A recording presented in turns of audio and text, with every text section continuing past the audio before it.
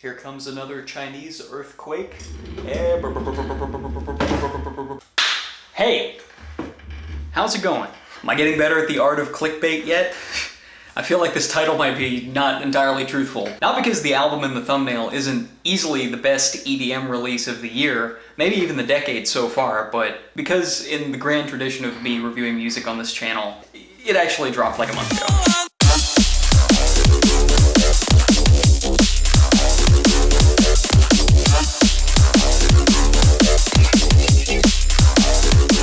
What's up everybody, this is Brian, aka Digit, and today I want to talk about Krang, the new drum and bass album by Savant. New.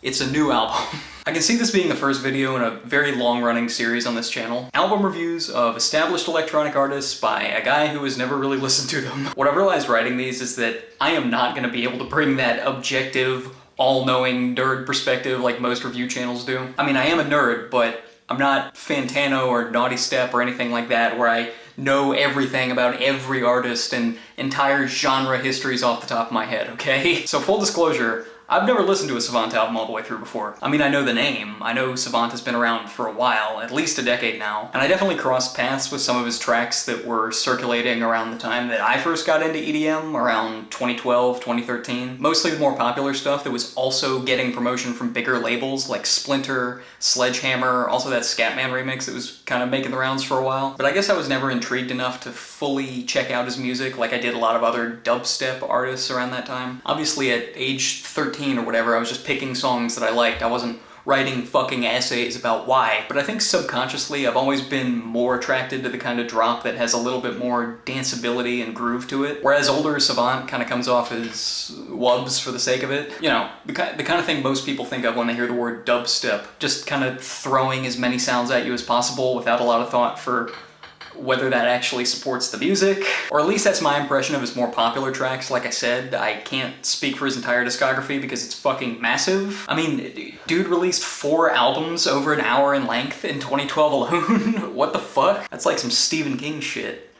Was there cocaine involved in this? There is one aspect of Savant's older songs that I don't want to ignore though, and that's melody. The guy clearly has a gift for it. It's obvious that he was coming from a place of vastly more musical knowledge than most EDM producers. His melodies and chord progressions did and do run circles around what most of bass music has to offer, and I think that's what's kept him a pretty dedicated fan base, even if his overall popularity has declined. But then songs like Sledgehammer or Pirate Bay just kind of lurch into the drop, and all that melodic intricacy just goes out the window. And people listen to bass music for the drop, so while you could absolutely argue for the very real musical value that he brought to the genre, that's always going to be a losing battle because at the end of the day it gets overshadowed by the trappings of early 2010s bro step at the height of its gaudiness and gimmick. Put that on the back of your fucking DVD case. What I'm trying to say here is, it's a sound that just hasn't aged well. Good bro step exists, but I don't think this is it. I wasn't really into Savant then, and in the years since I've never really felt the need to go back and explore his discography. But now I'm considering myself an electronic music reviewer, and my head is big. So I saw him announce a new album and I was like, oh, well I suppose I have a responsibility to listen to this. And holy shit.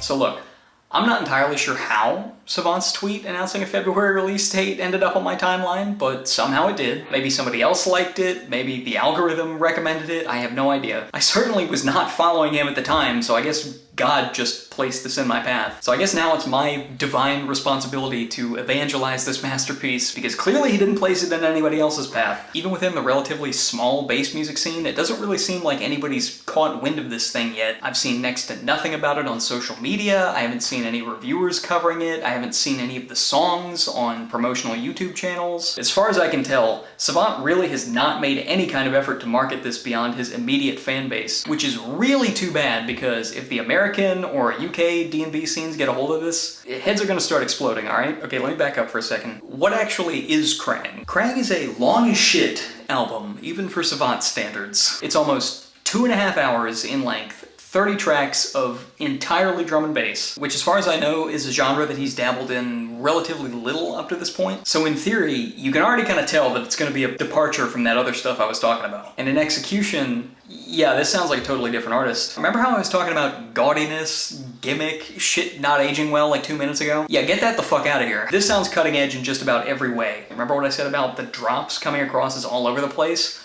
Nope. Every sound, every note, every drum hit is so meticulously placed. Instead of just sounds thrown together, these have motifs, earworms that repeat and develop, and it makes each song that much more memorable. The standard of melody writing, sound design, and overall arrangement is so high from top to bottom. Did I mention there are 30 tracks that I have to turn around, look at the rest of the bass music scene, and be like, what are y'all even doing? Because as good as it is, many of the tracks aren't quite so groundbreaking that it feels like we couldn't have gotten stuff of this quality before, you know? It feels like this has always been possible, but for whatever reason, nobody else has pushed themselves quite this hard to make it happen. Apparently he's been working on this since 2015, guys. Can I, like, give perspective on that? What was happening in 2015?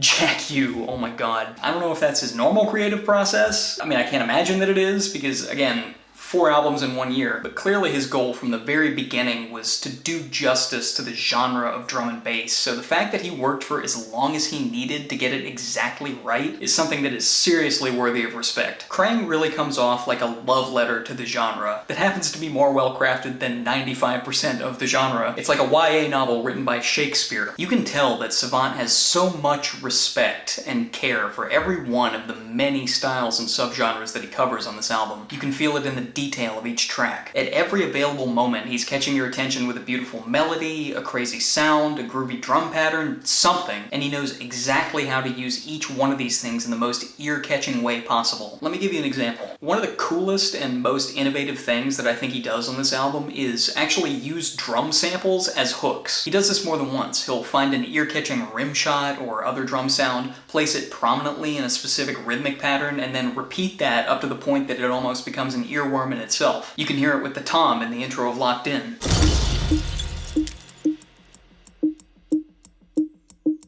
Or the intro and outro of Crimson.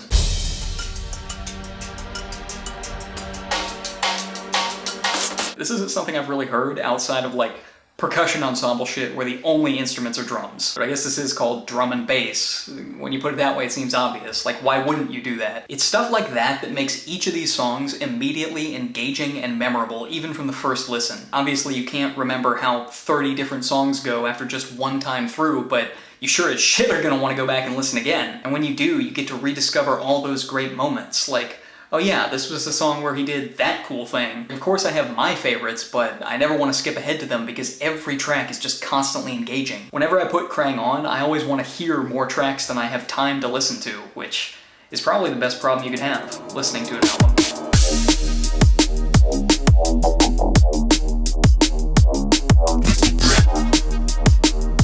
With any other bass music artist, 30 tracks of one genre would probably get repetitive, overlong, one note, but this album is actually the opposite of those things. Literally, bass music labels will release compilation albums featuring 30 different artists that sound less diverse than this. Savant really explores every available avenue within the drum and bass style, and then once he's done that, starts paving new ones. If drum and bass was a video game, he fucking 112% of that shit. My man completed the entire drum and bass Pokédex. You've got the straight-ahead bangers like Locked In and Cryptograph. You've got the crazy sound design shit like Wicked and Crimson. You've got the more chilled-out melodic tracks like Feeling and Beyond. And you have songs that are multiple things at once, like Kingdom and Atonement. You got Bloodthirst, which will please his longtime fans, because it's probably the closest this album comes to Savant's older sound, and interestingly enough, is also the track that comes the closest to not working for me out of anything on here. He ticks off that jump-up triplet flow with Blade, and the deep underground club vibe with Bird of Prey. And then, over 20 tracks in, just when you think he's finally mined the D&B vein for all it can give him, that's when he goes, man, fuck it, this is where I start inventing my own genres. He starts playing with the limits of the drum and bass style, and the results are some of the most unique songs on here. You get Bevilacqua, which is like drum and bass if it was in an 80s workout video. You get Bella Noire, which is like if 1890s Debussy was fucking composing drum and bass. And Lovers, which you kind of just have to hear that one for yourself. By the way, I haven't even named half the tracks on the album yet. Dude casually dropped more bangers with this one release than most EDM artists will in their entire career. I could go on, but my point is, this album has something for everybody, alright? I do definitely think that the best way to listen to Krang is as God intended, front to back, but I can also understand how that might require clearing your schedule for several days. So if you want to get into this album but you're intimidated by the runtime, I think a good place to start is tracks 7 through 11, the 5-song stretch from Betrothed to Bird of Prey. Because not only are these 5 of the strongest songs on here, in my opinion, they also cover a pretty wide range of styles that'll give you a good idea of what to expect from the rest of the album. That's my general catch-all recommendation, but I think it might even be more helpful to kind of tailor tracks to your specific perspective coming into this. So if you're a modern bass music fan, which I expect is the main audience of this video, you're probably gonna really dig Betrothed and Cryptograph, like I said. Also Locked In, which has a massive intro and build that really wouldn't sound out of place on some of the newer Muzz releases. And if you're more of an old school drum and bass fan, you'll probably really like Firestarter, Bird of Prey, and especially Eros, which throws it all the way back to like 90s big beat EDM, like The Prodigy, The Crystal Method, stuff like that. Are we ready to bring that back yet? Like, we've had an 80s dance music revival at this point. Why not this? If chill, liquid D&B is what you're a fan of, then Seance is probably my favorite of those. Vestige and Feeling are really good too. Also, like, half of Atonement. If you're a longtime fan of Savant and are hoping for that orchestral EDM fusion that he brought to his older albums, well, you probably already listened to the whole thing anyway, but Kingdom, Bloodthirst, and Aurora Vitalis definitely give you the most of that. And if you're not a bass music fan at all, fuck yeah, thanks for watching this long. My goal is to make this genre more accessible to new audiences, so my recommendation for tracks 7 to 11 still stands, but I'd also throw Beyond, Matambo, Bella Noire, and Victory in there since they lean a little less into the bass side of things and have more of a film or a video game score type vibe, which I think is something that pretty much anybody can get behind. There's really not a bad track on here though. Like, do I need to reiterate how insane that is? Did I mention there are 30 of them? But you know what's even wilder? The fact that that is arguably not even the biggest reason why this album is so good. Wait, what?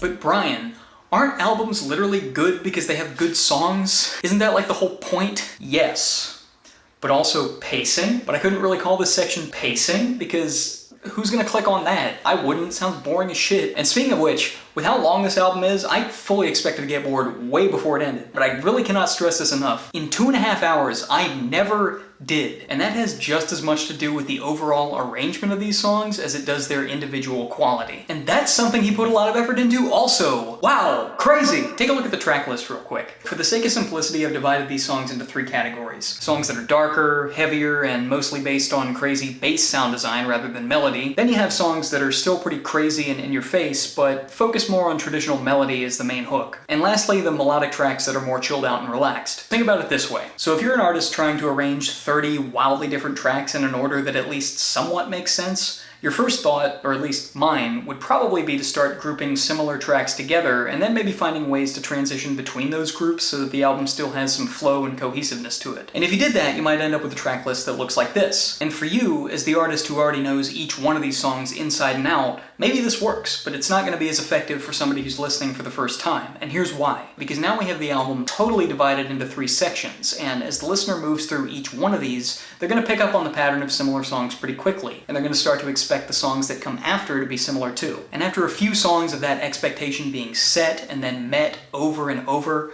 the listener's going to start to check out. Not because the songs are bad, I mean the bar has still been set pretty high, but now that it's there, it's not really moving. And then when it finally does make a radical shift, the listener reaction is going to be confused at best, angry at worst, because it's like you've spent the last 10 tracks weaving this rug, and then now that they're right in the middle of it,